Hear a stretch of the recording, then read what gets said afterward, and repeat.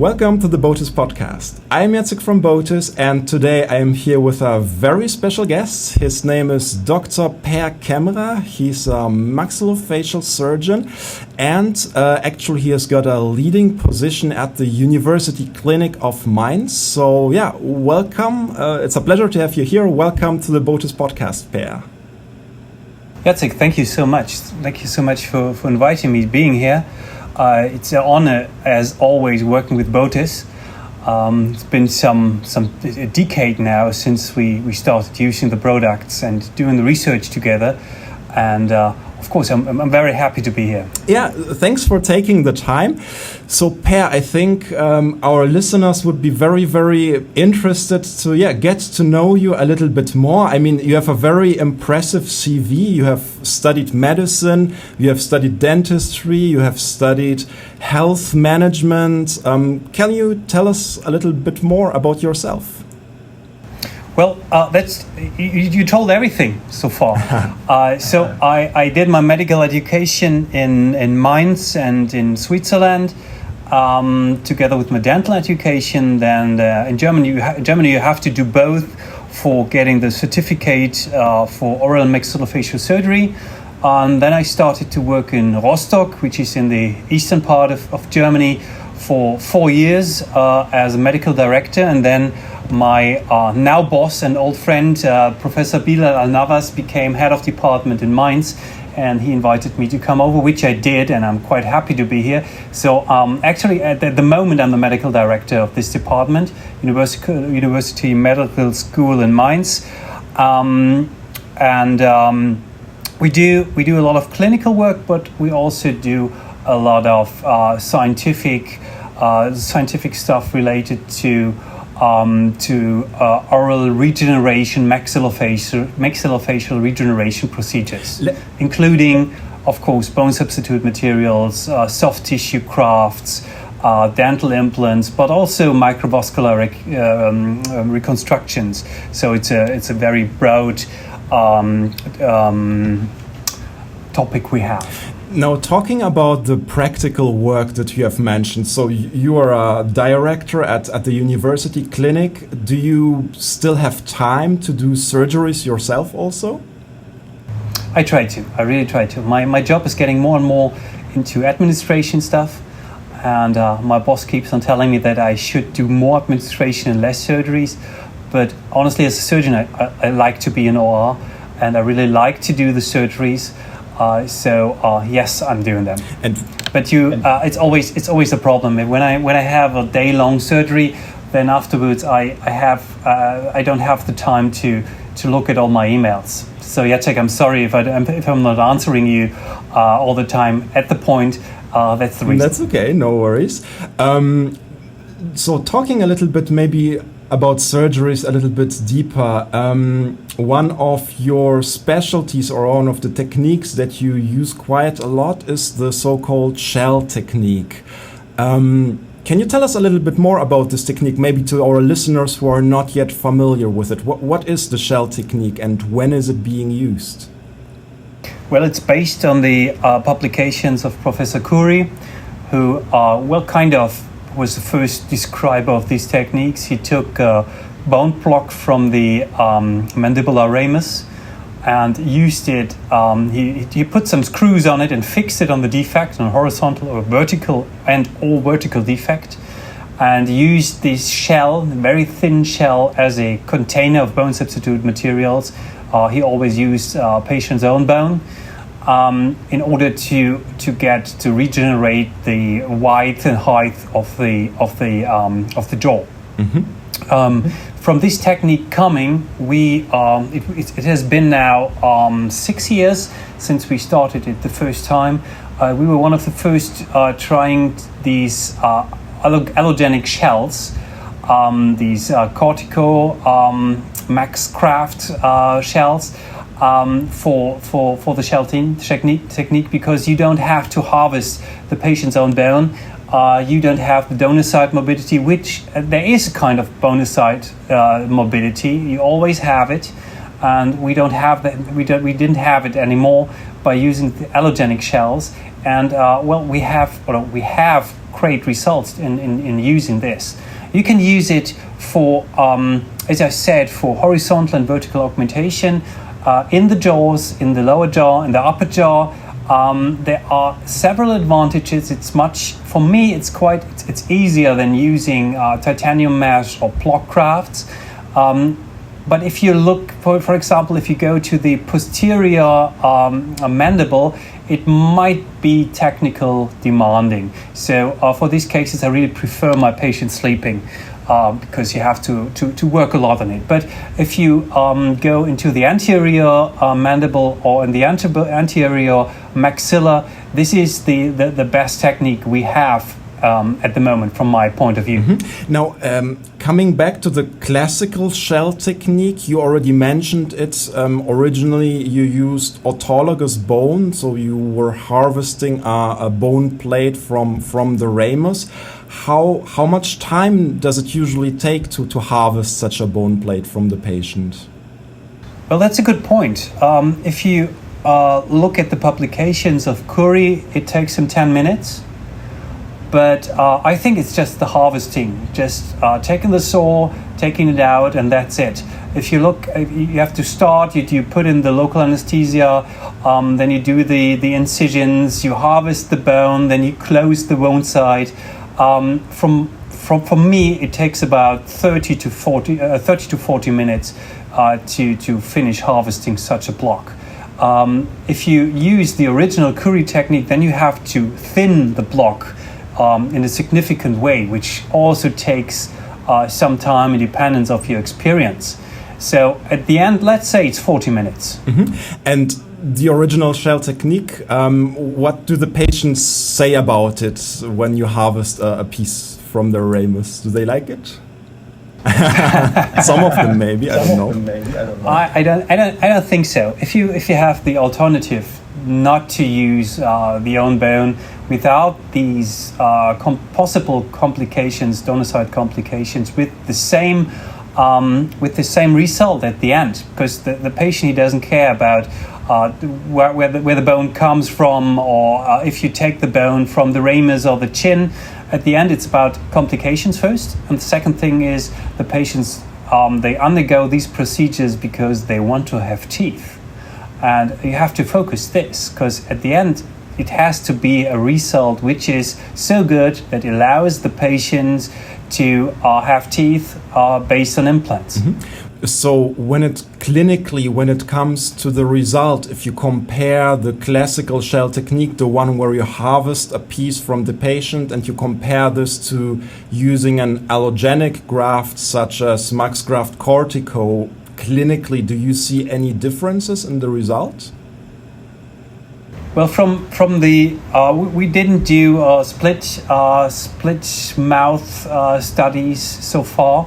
But we have patients with the original technique, and we have patients with the allogenic technique, and we don't see any differences. Mm-hmm. One question that was once asked to me by a clinician who was planning to use, or who was using actually the maxgraft cortico plate, was whether or not he should hydrate it before use. Now, you have done actually a study on the hydration protocol of maxgraft cortico. Can you tell us a little bit about that?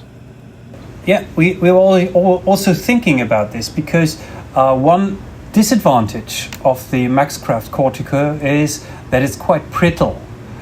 Due to the processes in removing DNA and in removing proteins and so on. It's allogenic after all. It has to be cleaned. Due to these processes, it loses the natural flexibility of bone, and it might even fracture when you screw it in. And therefore, it makes sense to make it a little bit more flexible. And so we tested several time points in hydration of these shells. We tested like 10 minutes, and no hydration, 10 minutes, 20, 30 minutes. And then we did some fracture testing. And at the end, it turned out that the flexibility will rise significantly if you do rehydration. But you don't have to do it longer than 10 minutes. And we also did a small patient study in this publication, like 6 patients. And in these patients, we also saw that the rate of fractures was significantly higher when compared for the patient with hydration when compared to those without. So what would be the ideal hydration time from your point of view? It's no longer than 10 minutes. 10 minutes, more or less. Okay. Now, talking about the shell technique, you put the cortical plate and then you have sort of a gap between the native bone and the cortical plate. What would you put into the gap? That's a really good question. I really cannot answer it. From the original technique, it was autologous bone, which works pretty good. We did it for a study. We did it with allogenic bone, works pretty good as well. And I now did some cases in using synthetic alloplastic bone substitute materials. I did some cases in using xenogenic bone, and honestly, I do not see any differences. Okay. And what about the soft tissue management? I mean, we're talking about quite big bone defects, so I can imagine that the soft tissue management plays a crucial role in the whole process, doesn't it? Absolutely. The soft tissue, the management of the soft tissue is the most important things. And if you cannot do a proper soft tissue management, you will have dehiscencies, and with these dehiscencies, you will lose a part of the graft. We also had some dehiscencies. Mostly, the cortical plate was looking out of the mucosa. We just did cleaning, and at the end, it worked pretty good. The dehiscency rate was not very high. It was less than 10%. If you compare it to, for example, these titanium meshes with dehiscency rates of 20 to 30%, they are really higher because you have these titanium, which is not very compatible to the mucosa. Mm-hmm. So, at the end, to answer your questions, the soft tissue management is the most important thing. You have to close it, and you should close it without tension. Mm-hmm. So if you cannot do this, you might choose one size less. Mm-hmm. 10 minutes, more or less. Okay.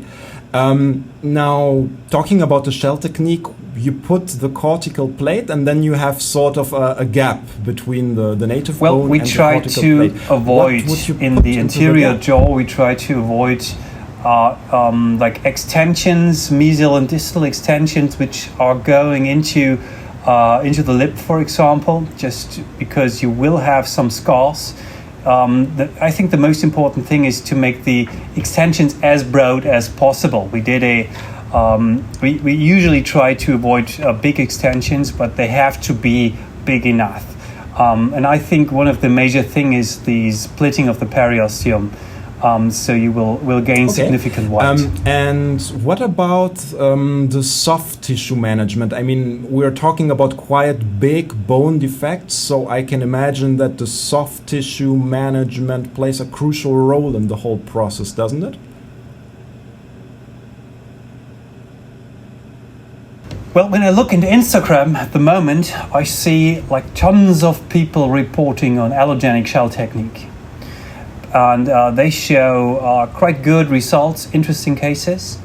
But from my point of view, and from the let's say from the experience we gained during the last years, it is quite technique sensitive, and it is not an easy technique. And if I would do mostly like conservative dentistry and some minor surgery, I would not recommend to do it. I would stick to more like GBR procedures, which are quite reliable. You will not get that much height, and you will not get a vertical gain you can have when using these cortical plates, when using the shell technique. But you will get like 3 to 4 millimeters, which is sufficient in most cases. I would not do it if I would not have somebody. First, I was taught doing this. And then we do a lot of surgery, and therefore it's okay in our hands, but it's not easy. Okay, so if I'm a dentist and I don't have a lot of experience with this, classical GBR, if I understand you correctly, in certain cases could be a good alternative to using the shell technique. Okay? And coming back to the shell technique, would you recommend the use of a barrier membrane when doing this procedure? Yeah, we started using barrier membranes because there's a particular bone in there in the container, and we wanted to stay there. But we had some deficiencies, and we thought that maybe it's because of the barrier membrane, which sometimes makes some problems in soft tissue healing, and then we stopped doing it, and it worked as well. So at the moment we don't use membranes anymore. But what we do is using PRF. So we put the bone substitute material is mixed with PRF in order to create kind of let's say sticky bone, to make it a little bit formable, and in order to enhance the cellular initial reaction, the first thing, and then we put some PRF matrices onto the crafted materials in order to enhance soft tissue healing and in order to decrease the patient's pain. There are some meta-analyses showing that this really works. Okay, so if I understand correctly, for the shell technique, you would not necessarily use a barrier membrane. How about classical GBR? Would you recommend the use of a barrier membrane there? Well, GBR would not be GBR if you don't use a membrane, because GBR is always with a membrane. And in these cases, we just finished the German guideline on bone substitute materials. And we came to the conclusion that if you use particulate bone substitute material or particulate bone at all, you always need a membrane in order to stabilize it. And the membrane, if it's a collagen membrane, has a certain biological effect as well. And what sort of barrier membranes do you usually use in your clinical practice? Well, we have these, normally we use collagen membrane, like the Jason membrane, which is honestly one of my favorite, not because I'm talking to botists. It is one of the best membranes in the market. Then we have like PTFA membrane. For example, we have the PermaMem for more critical cases, because in those you don't need to do proper closure. In cases you don't, if you're pretty sure that you cannot achieve wound closure, then it's a good membrane because it stays in there and there will be granulation underneath. And some colleagues of mine also did some cases in working with titanium meshes, these customized 3D printed titanium meshes. So you've done a wonderful webinar on the topic of soft tissue management around implants. Can you tell us a little bit more about this, or maybe about the significance of the soft tissue around the implant? Well, it comes more and more into focus that the soft tissue is as important as the bone, if not more important than the bone, because it's just the closure, and that also counts for the implants. So at the end, there is a certain significance that you need an amount of, let's say, 2 millimeters of fixed mucosa. I don't know if it has to be keratinized, but fixed mucosa around the implants. It comes from periodontology, in which you want to have like 2 millimeters around each tooth.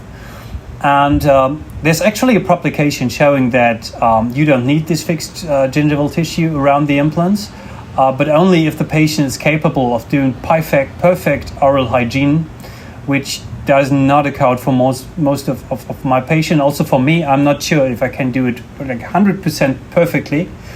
So at least you need a little bit of fixed mucosa around an implant. And then there's always the question how to achieve it. And we were talking at this webinar about the possibility to do like tissue grafts from the palate. You can do grafting from the cheek. You can do grafting for the big cases, cancer surgery. We do grafting from the leg using skin, split skin grafts. Or you can use like the soft tissue. They say soft tissue equivalent collagen matrices. which we tried in a clinical clinical trial as well. And we now have the 4-year results, and the results are quite good. Also using these membranes. At the end, from the aesthetic point of view, I think the membranes, they have the best result. And what sort of membrane or what sort of soft tissue matrix did you use in this case? Well, we used the mucoderm membrane for this. We used it for vestibuloplasty around implants, before or after placing the implants. You always have to keep in mind that if you do this, you will have a resorption after 2 years of 60+%. This is quite a lot. You won't have that much, this amount of resorption when using a soft tissue graft. Like from the palate, you will have like 20 to 30%. So you have to augment significantly more. But at the end, the aesthetical results are really, really good, and you will gain a significant amount of fixed mucosa around implants. Okay, so yeah, Per, again, thank you very, very much for having taken the time today to do this podcast. It was a pleasure to have you here. Jacek, it was a pleasure for me, as always. And to all of our listeners, yeah, stay tuned and hope to see you at the next episode of the Botus podcast. Bye-bye. Bye-bye.